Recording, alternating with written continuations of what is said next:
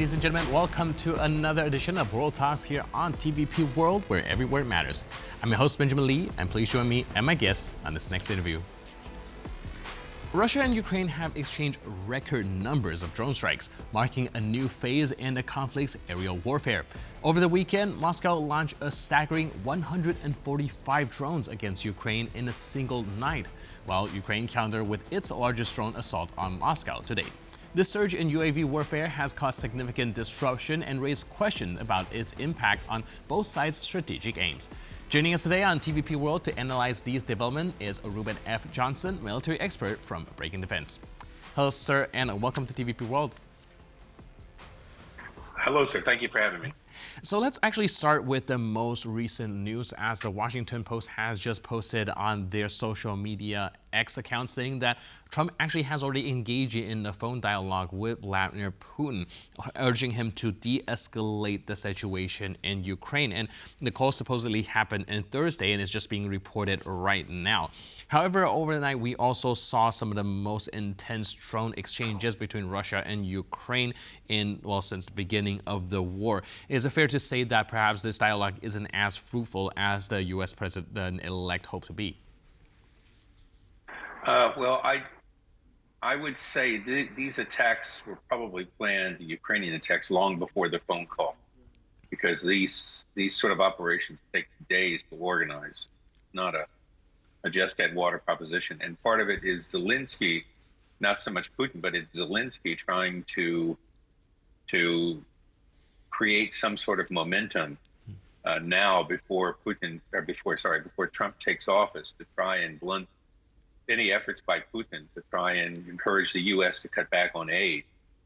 And it really illustrates just how silly some of the arguments about the fear of escalation has been if Ukraine were allowed to use Western weapons to strike inside of Russia. They're striking inside of Russia all the time. This is the heaviest attack on Moscow since the war began.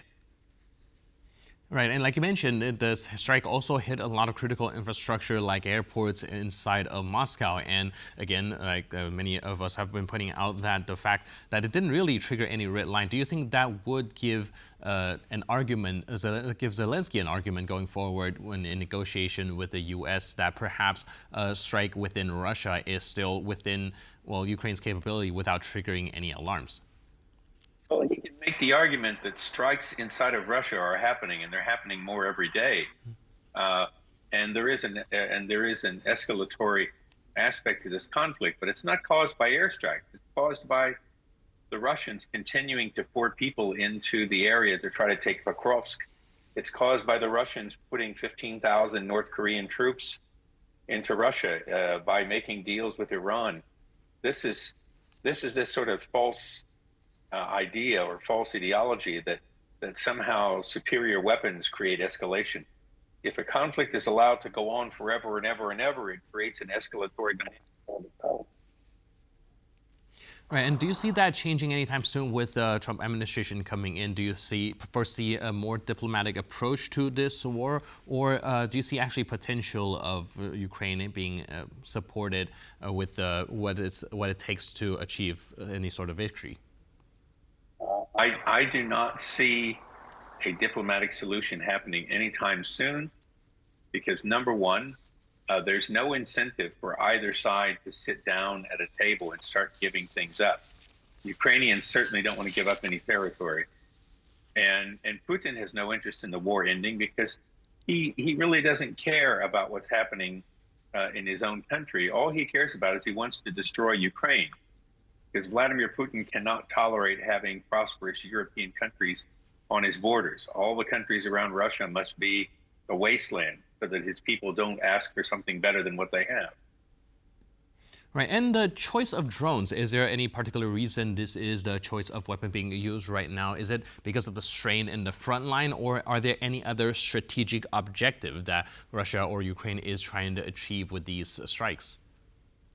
Well, when I first heard about this attack and I started looking at the details, the first thought that came into my mind is this was like the Doolittle raid over Yokohama, Tokyo, and other cities in Japan in the Second World War.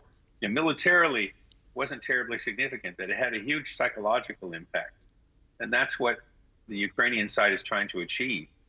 But they are achieving remarkable results with homemade equipment or by adapting commercial equipment to military uses at roughly 1/10 of the price of the weapon systems from the West that they're not being allowed to use inside of Russia.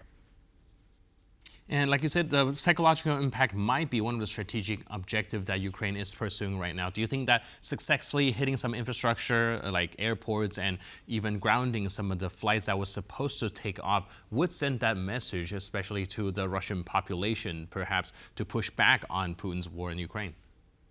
Well, I want to say I haven't seen anything that airports were actually hit. I know that 3 airports canceled a lot of flights because having drones in your airspace is just not safe to conduct any kind of commercial aircraft operations. But yes, it's to create that sense within the public that, oh my gosh, remember, Putin got into this war saying, oh, we have to invade Ukraine so that we'll have security, so that there will be justice in the world, and we'll have stability. Okay, well, they have none of those things now. Before the war began, there were no airstrikes on Russian cities. There were no cities in Russia near the Ukrainian border that were being shelled by artillery. There was none of this disruption in world affairs and talk of isolating Russia.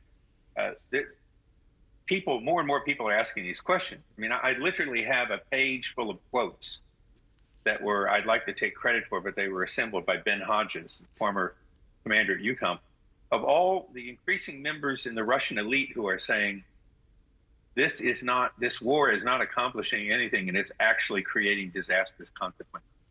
And the longer it goes on, the more people are going to be saying that. Right, so perhaps the Ukrainian decision to strike inside Russia with these drones have achieved some of his military or strategic, even psychological purposes. Now, when it comes to Russia's drone strike into Ukraine, do you think that's more of a tit-for-tat move for what Ukraine has been doing, or do you think there's other strategic calculation on their side of the aisle? Well, the more that the Russians are using the drones, the more that they're sending massive strikes in which at least 1/3 of the drones are decoys. They're not even loaded with explosive charges. Ukrainians are trying to flood the zone. So we shouldn't be impressed by the numbers so much. But the drone strikes are not really so much what strikes fear into the hearts of the Ukrainians. It's the strikes by Russian bombers that are launching glide bombs, that are launching cruise missiles, and the strikes by the Mikoyan MiG-31Ks that launched the Kinjal hypersonic missile. These are very difficult weapons to intercept. Right, so like I mentioned, there's also use of these glide bombs and ballistic missiles. Do you think also these are to alter its ground offensive capabilities for relieving pressure from the frontline forces, or what are some of the strategic calculation when it comes to the use of these type of weapons? Well, on the part of the Russians, it's an attempt to try and cause a deterioration in morale, because they have been massing roughly 50,000 troops in an effort to take back this land in the Kursk area, which Ukraine invaded earlier this year. So this is an attempt to try and break the will of the Ukrainian side. The Russian strikes. The Ukrainian strikes are, as I've said, it's an attempt to try and crack the entire system in Russia, to get people to understand this war is leading them nowhere. But it's not, none of the Ukrainian strikes on Russian targets are not militarily insignificant. I mean, they've been hitting oil depots, fuel depots, refineries, air bases. I mean, a lot of the Russian drone strikes are just simply fired against civilian infrastructure, and they have far less of an impact on the Ukraine's ability to wage war. Right, almost seems more like a terroristic action than a military one. Now, how would you interpret Ukraine's ability to intercept these ballistic missiles or even the UAVs or these bogies? Do you think Ukraine's current air defense capabilities are enough to protect most of its skies? I don't want to get into too long of a discussion because we'll run out of time.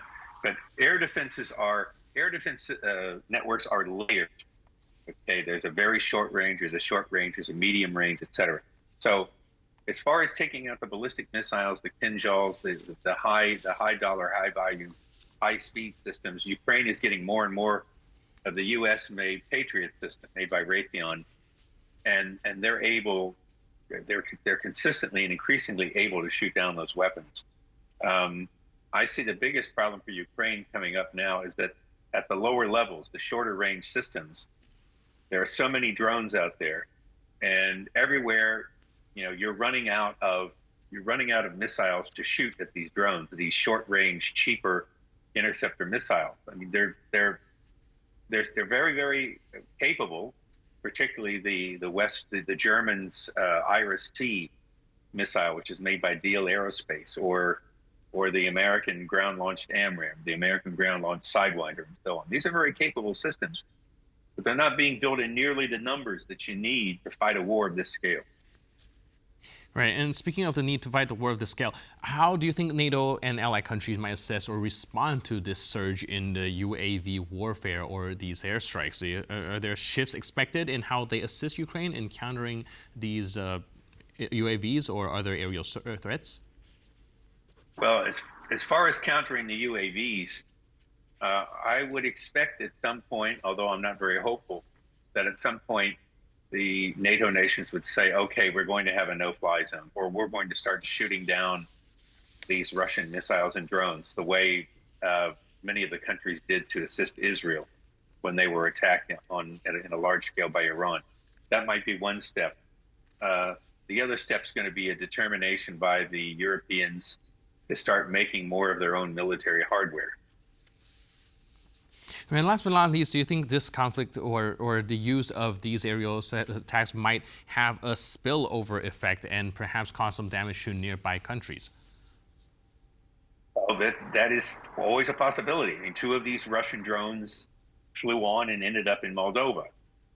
And I believe it's only a matter of time before one of these Russian drones or missiles goes off course or misses its target and it hits someplace in Poland. Now that's a NATO country. Now, then people start saying, oh, wow, that's Article 5. This could happen any day now. We're actually very lucky it hasn't happened so far. Right. So like I mentioned, we do have to keep an eye out on the development of the situation and, of course, keep an alert. In the meantime, thank you so much for all your input and insight. Really appreciate it. Thanks for being with us on TVP World. Having me. Have a good day. Cheers. And thank you for watching this edition of World Talks. But for more news, update, and commentary, please stay tuned to TVP World.